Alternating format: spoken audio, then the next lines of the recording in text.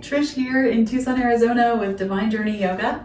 And today we're going to do the 12 poses, and I thought we could add in a few things, including rolling our feet with tennis balls. So that's how we're going to start off. And I like to use either a like a massage ball or something like that, any kind of rubber ball or a tennis ball. So I'm going to do it with a tennis ball today. And I start by just placing the tennis ball underneath my right heel.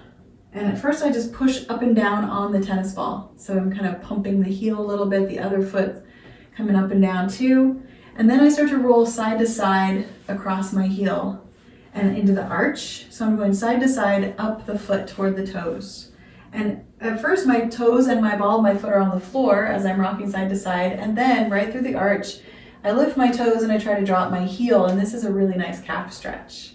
So we're just gonna roll across the foot, side to side. I have Bug with me today, my black cat. He has not been in here in so long, so he's still alive and well. He loves to come in here and he thinks it's special because the other cats don't get to come in here. He's nice. So I'm just rolling across the ball of the foot, curling the toes around the ball, kind of like a little claw. And then I'm gonna go up and down the length of the foot, one time for each toe. Just back and forth, up and down the foot. And this is a little bit of balance, a little bit of engagement in the knee, the ankle, the thigh, the hip. Yep, and we're just turning on our whole balance system. So the soles of the feet, all those little nerves go directly into the brain and help us to balance. That's why we don't wear shoes in yoga. So go ahead and stand that foot on the floor. You might just kind of rock a little bit, feel the difference. Feels so good. Feels bigger, warmer, softer. And then we'll do the second side. You can put the heel onto the ball, pump it a few times. And I like to kind of step off the other foot so there's some weight shift. And then we'll go side to side with the ball of the foot on the floor. I like to kind of shake out my fingers. Sometimes they start to curl in a little, get tense as I'm working my feet. That's just the connection, the neuro connection. So just keep rolling through the foot, toes stay on the floor for a while. Of course it pops out every now and then. That's actually good coordination for your eyes to your feet. Go through the center of the foot, we're going side to side, and then the heel goes down. And we rock across the ball of the foot right under those toes. Feels so good. Wrap the toes around the ball and then go up and down the length of the ball, the length of the foot with the ball about 5 times, one for each toe. Good. And sometimes there's an additional thing you can do where you put your foot on the floor, ball of the foot on the floor, and you press each toe up against the ball. And that sometimes can feel good, but that's just extra, and the ball always rolls away. And there it goes. So now we've got our 2 solid feet to stand on, and we're gonna go through the 12 poses backwards. So we're gonna start with tree pose. Standing on one foot right away, since we've lit up our feet, should be pretty integrated at this point with our brain. I'm gonna always have something nearby to touch, just to help me know where I am in time and space. I'm gonna lean into that leg. I might put the sole of the foot to the inside of the calf. Toe can be on the floor, maybe grazing the floor. As long as the toe is not leaning into the floor at all, then you have full weight bearing on that one leg, which is what we're trying to get to. And you can add arms. We're gonna be here for 30 seconds. We've been here for a couple. We'll just go a few more breaths.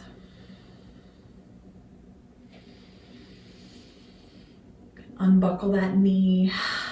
Good, one more breath.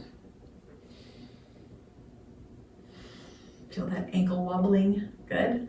And then you can shift off of that first foot, maybe shake it out a little bit.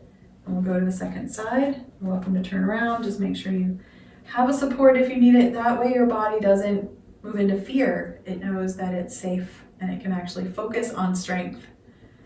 That is so good. Yeah, we'll just be here for a couple more seconds. We're always looking for about 30 seconds on each of our poses for osteoporosis. Feel that length of the leg, draw it up, and then unbuckle the knee. So you've got kind of this up and down happening. Adds to the wobble in the ankle, strengthening it up. Good. One more breath. And then we'll step off and just shake out the legs. We're gonna move into our big standing poses. So since we're going backwards, we're gonna do triangle pose. So we step the feet wide apart. Pause for a moment in wide angle mounted to feel the length of your spine, the shake of your hips a little bit there. And then we'll start to turn one foot out. I'm turning my right toes out. I'm gonna bend the knee just for a moment to feel that movement. I'm actually making some circles with my knee, trying to get into that joint a little bit, ask some fluid to come in. And then I'm gonna lean toward that side that I'm bending the knee on, but then I'll start to straighten the knee. I like to push into my thigh a little bit. Feel that spread through the groin, push into the toes, and just allow this back hip to be free. Don't push it back or try to open it wider. Let it be soft. You can use your glutes to support upward, inward. Nice squeeze, and then you can try to just kind of soften them. There's nothing right or wrong about the glutes. They are going to be doing what they need to do, but just to add some intention there. And then the shoulders as well. You can roll them back and forth a little, long neck. And a couple more breaths.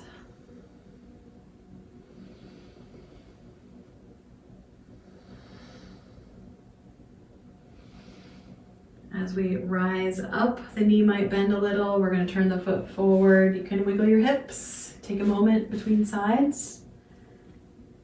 And then you can turn the second foot out.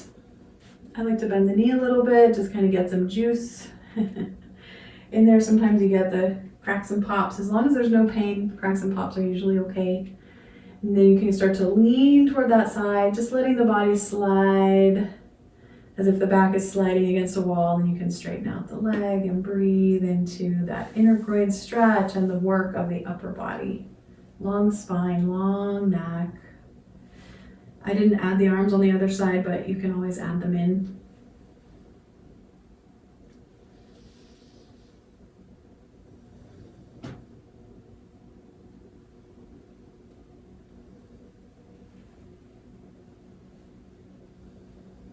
Beautiful. And slowly rise up. You can bend that knee a little. We're going to step the feet together to take a break before we go into our next pose. I just like to swing the legs, kind of let them stretch out the hip joint a little bit. Sometimes a forward fold will feel good here, keeping the hips side by side, or a chair pose to kind of engage both sides together. Beautiful. We step the feet apart again, turning the right foot out. We're going to do our extended side angle, so we bend the knee and lean in that direction, and this is the pose. You can have the arms low. You could take the one hand inside that bent knee, other arm could come out or up or even over, and this is the full extension of the pose. So you can just kind of play in and out of those different exertion points. Where do you want to feel the work? There's a lot of work on this inner thigh. There's a lot of work on that front leg, so good for strengthening that. And the wobbling, kind of that rocking forward and back. And we want our backs to be open, the chest open as well in front and in back, so we're not like rounding forward or back at all. Nice. One more breath. And you're just slowly coming out, and you might step together in the middle. You might just kind of wiggle a little. A forward fold's always welcome. And then we slowly start to turn the other foot out. And we bend that knee. And I like to align my shoulders so there's a little bit of twisting because my back hip there is kind of turning with the knee. That's fine, but the upper body turns wide. So there's this little twisting of the torso. I love that little twist there. And then we lean toward the bent knee, adding arms. Keep breathing. Just natural breath.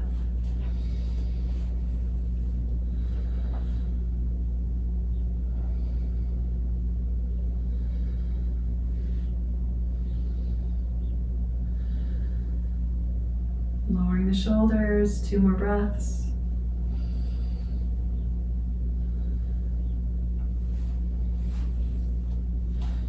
And gently release and come on out and up.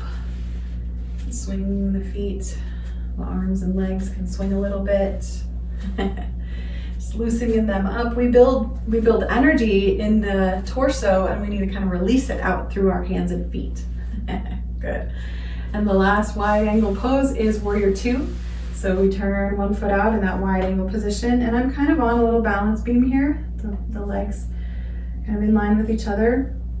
I'm just gonna bend the knee. I'm not gonna lean this time. I'm gonna stay upright and stretch the arms out wide. I like my palms up. I like what that does for my shoulder blades. But you can kind of play with the arms here. There's lots of movement or stillness you could engage as you breathe. Maybe even turning the neck a little bit. A lot of times rolling out the feet will actually help to loosen the neck, which is remarkable how far apart they are and yet how connected. I like to wiggle my fingers. Yeah, one more breath.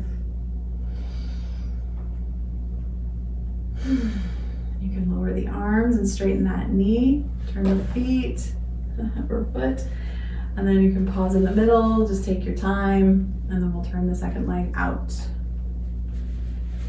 Uh-oh. If he starts playing with that tapestry, that's not okay. That's what the kittens get in trouble for. Oh. No. Stop that. Letting the knee bend, opening the arms wide apart, and settling into warrior two. To breathe.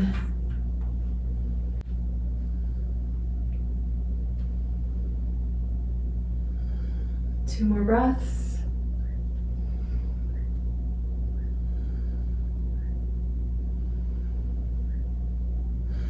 You can lower the arms and just kind of shake them out as you turn the feet. And if you haven't done it yet, you might do a forward fold while we have our legs stepped apart.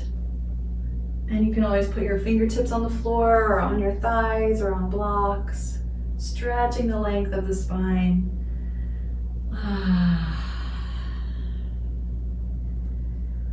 You're ready to slowly lift the head, the back stays flat as you lift, and step those feet together and just kind of swing a little side to side.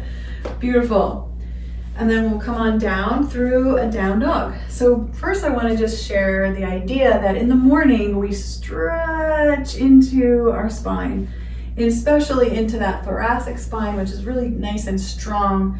We want to open it up with our shoulders like this. And you can see there's down dog in this pose right here. So that's what down dog is for, to open the chest, to squeeze the shoulders, and of course to strengthen the upper body, and you can also pedal the feet to get a little calf stretch. So that's what we're gonna do. Stepping halfway, forward fold, and then knees deeply bent to walk the hands forward so the spine stays long the whole time, and you can step your feet back into your down dog. And I sometimes go a little wider with my feet or my hands. Feels good in my shoulders because I want to feel the stretch in the ribs. Yeah, and that's why if you have your feet on the floor, you're actually kind of losing some of the stretch in the shoulders. So if you lift your heels, the shoulders get a little more open, chest stretch. The heels come down, the chest gets a little less, but now the calves get more. Yeah. You're welcome to just keep going for a few more breaths or come on down to tabletop. You can tip your tailbone back and forth for cat and cow. Find a couple of those deeper breaths, just naturally allowing the body to breathe deeper whenever it wants to. And we're gonna come into our extended table. We'll move into our core, so we'll stretch one leg back, keep it kind of level with the other hip. You can even kind of feel it lift and lower a couple times, and then you'll feel it levels out. As you push into your hands, you might walk the hands a little further forward. You're pushing down into the knee, and you're just lengthening the spine. You can add the opposite arm, just another breath or two. You can point the toe.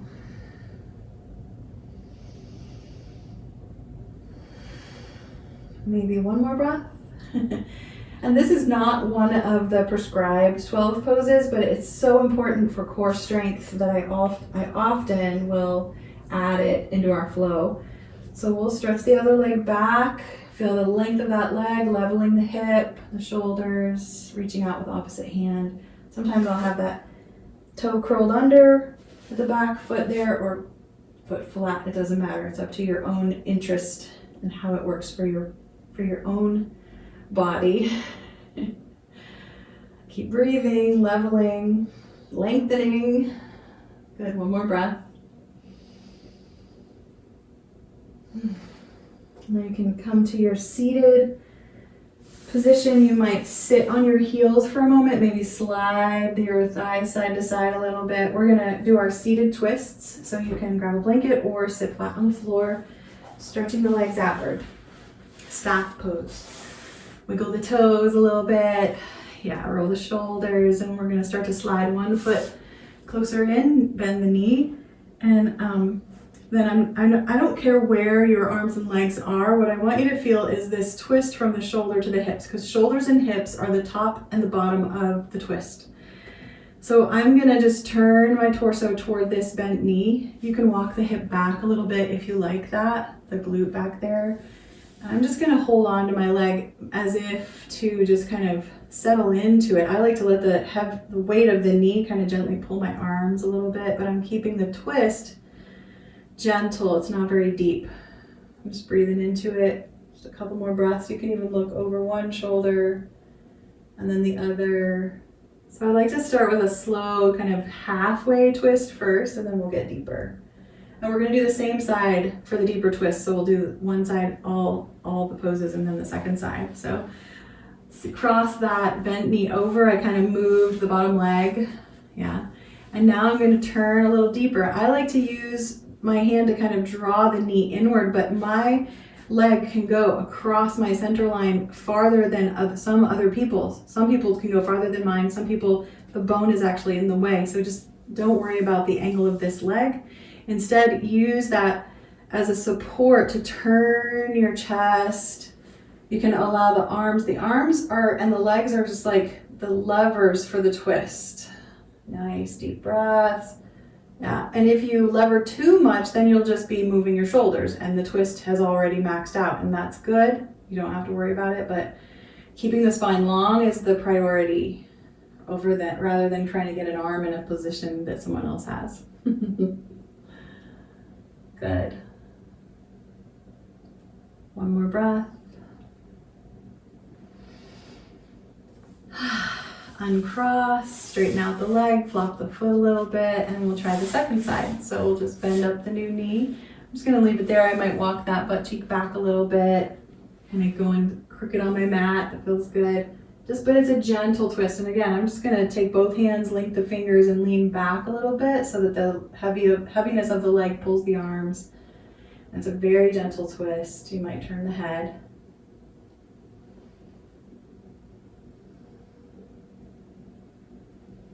Sometimes I like to rock a little bit.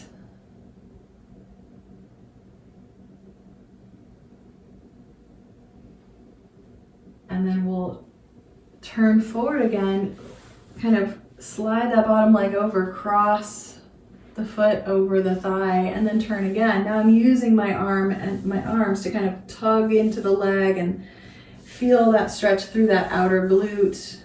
Some people don't have to pull very far at all, and then you can add the twisting. And know that your body will literally twist and then it will stop. And it will never twist further than that. And so you never need to keep pushing or pulling with arms or legs.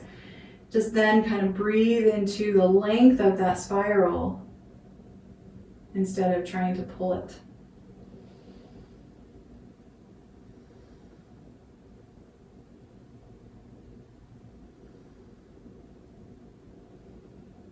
One more breath.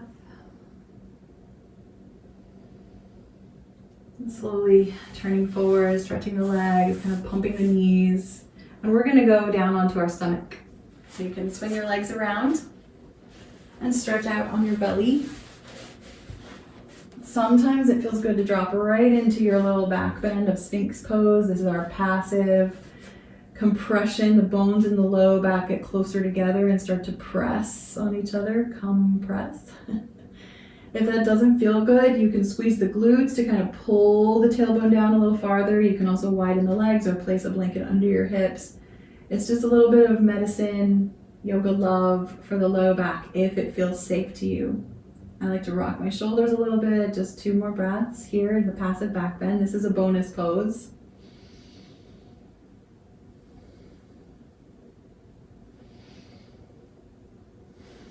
And then I'm starting to spread the arms apart. You might rest your chin or your cheek on your hands or the forehead, whatever you like. I'm gonna then start to stretch my arms out wide and hover the arms just right above the floor. The palms are right above the ground. So I can feel the stretching, working heaviness through the shoulders, and then I'll add the weight of my head. And I can feel my tailbone kind of lift a little with the weight of my head. Then I'll push down into the pubic bone, squeeze the glutes, and start to lift my toes and my knees. And at any point you can opt out and say, nope, I'm not going to lift that part, or I'm going to lower a different part down. We're just going to breathe into the weight bearing of this Locust pose, navel pose, or Superman. This is one of the 12 poses. So good for strengthening the spine. Feeling the weight of the limbs hanging on the bones. Good. Just 2 or 3 more breaths.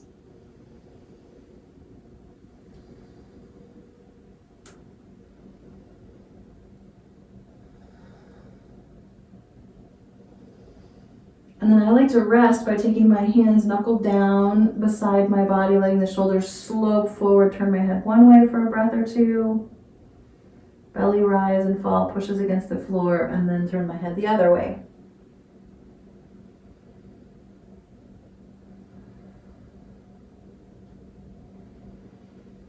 And then I'll just start to reach out with one arm on the side that I want to roll onto. And I'm going to roll onto that side and pull my knees in, and we're going to do clamshells. So the soles of the feet, or not the soles, but the inner edges together, the top knee is going to just lift and lower, but I'm going to make sure that this top hip does not move forward or backward. I can put my hand on that low back to support that. Stacked hips mean stronger core. If you're rocking back and forth, you're using other muscles rather than that intensity of core and hip, which is what we're looking for. You can kind of loosen your head, your neck. It gets a little tight here. I never count my repetitions. I'm just starting to feel the heat rise in that top hip. So I'm going to switch variations. I'm going to keep thighs and knees together and lift and lower the top foot. And it just lifts directly above the bottom leg and down again, up and down. And I don't have to worry about the hip as much here. It doesn't move much. The bone itself of the leg bone is what's turning. It feels good. Good. One more breath. And then the third variation, the whole leg staying bent, lift it directly up above the bottom leg and back down. So now I've got full leg weight. Nice. One more breath. Nice deep one. And then you can soften. I like to push my hip forward and back here, or maybe some circles, just kind of loosen everything up. I'm going to sit up and go down to the other end of my mat, but you can just roll to the other side if you prefer that.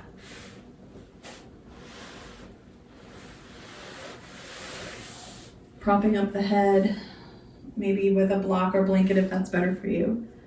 Feet together, top knee bobs up and down, and we keep that hip from moving. We keep it steady.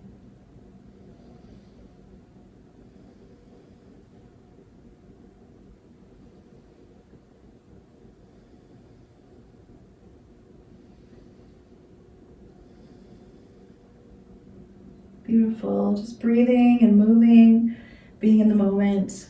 This is a beautiful moment. As it gets tired, you can let the knees stay together, let the top foot pop up and down.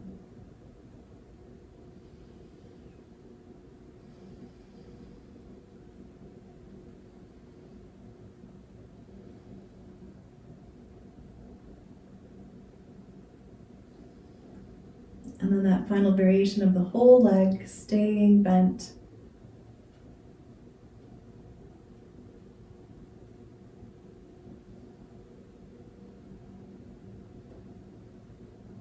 Gets heavy really fast. Good job. Okay. And then you'll move on to your back. I'm going to grab my strap though as I get there. And before we stretch our hamstrings with our strap, we're going to do bridge pose because we're going all the way backwards. So I'm going to just pause for a couple of breaths. Feel the back of the head, shoulders and hips and the soles of the feet, knees bent, and just maybe rock a little, allowing the body to realize that it's on the floor finally. And then whenever you like, you can tuck your shoulder blades back and under. I like to keep my elbows bent, fingertips pointing to the sky. You can take everything out from under your head.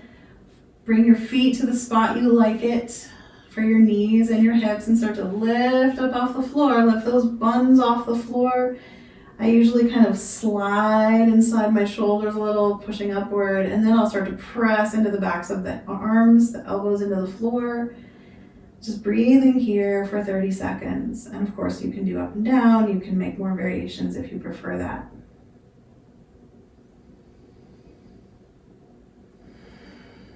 Just feeling the belly here, kind of working against gravity. That's part of our practice. That resistance to gravity is what helps build bone and strength.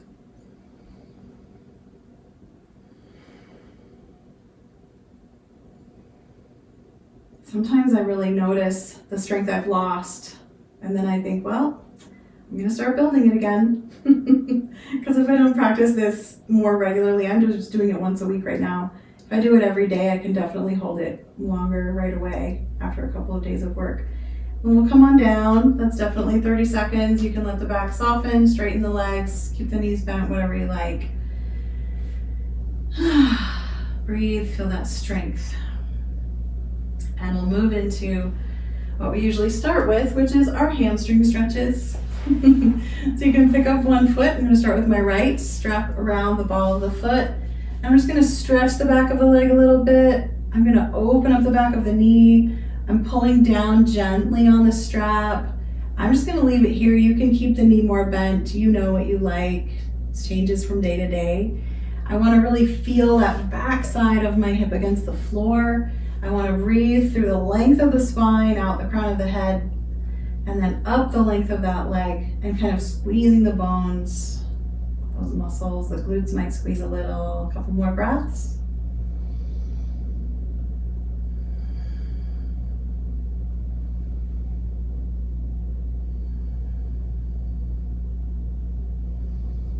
Nice work. I'm going to release the knee, kind of straighten and bend a couple times, and I'm going to keep the strap on this leg for the second variation, which is leg open. And I'm not going to let the other hip come off the floor, so I always bring my leg back up, place the hand on the hip, and then open the leg, and as soon as that hip starts to rise off the floor, I stop. Yep, because I want to push down into the pelvis. I don't want this to be a twist. As soon as we move the pelvis, it starts to twist. So I'm going to breathe here, pushing into the strap. I've got my knees straight again, but of course you can have it bent. It's just one of those days when I want to have my legs straight. One more breath. And then I'm going to do a bonus pose, a twist. I'm going to straighten out the leg that's on the floor, take the strap leg over the body. I'm going to bend the knee a little in the middle. And this is where the twist is starting to happen right away. The pelvis is now rolling over. The shoulder has to come off the floor a little bit too. And then I want to find a spot where I'm kind of balancing between the leg and the knee are off the floor and the shoulders off the floor to get that weight bearing through the twist. Hovering and breathing, hovering the arm and the leg. Nice. And not for very long. So we're just coming right back up. Switching out the legs. So pick up that bottom leg, slide it into the strap and drop the first one down. Move into your hamstring stretch number 1, the leg upward, pressing into the strap as you draw the energy down with the hands. So good, that length.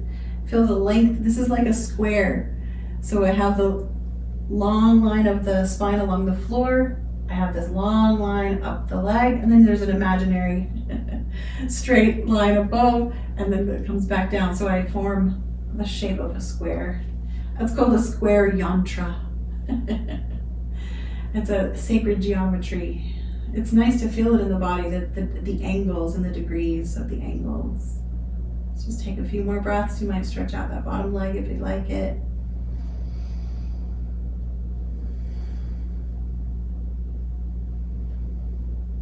And then slowly just softening a little bit, bending the knee, moving the leg around until you're ready to do that second variation where we start to open the leg, feel the other hip, come back up, And do it again. So you feel that hip again and really go slow. So as soon as the hip starts to feel tension, you pause and breathe right into that tension.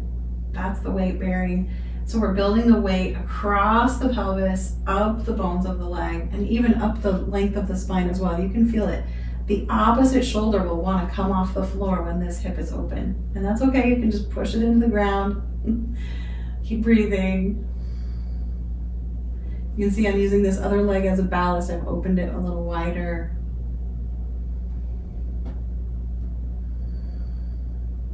Two more breaths.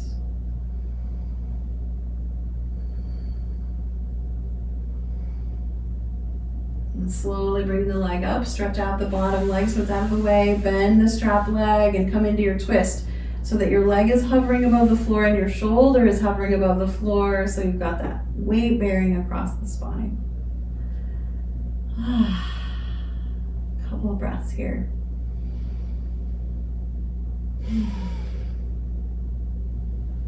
And that's all the 12 poses with all my bonus poses thrown in the mix. I'm just going to go into constructive rest where the feet go wide apart, knees together. I like to put my hands on my belly and just feel the breath. And we can just do a quick loving kindness practice. We begin with ourselves, saying to ourselves, may be happy, may be healthy, may you live in loving kindness and peace. And then we just turn our hearts outward to all beings. All living beings are part of the life force field of the cosmos, all connected. And we say to all beings in our hearts, may be happy, may be healthy, may you live in loving kindness and in peace. Just feel a few more breaths beneath your hands, the beating of your heart. Gratitude for this practice. Feel free to stay on your back and just rest, or you can come on up to seated, just to close quickly to say, thank you and namaste.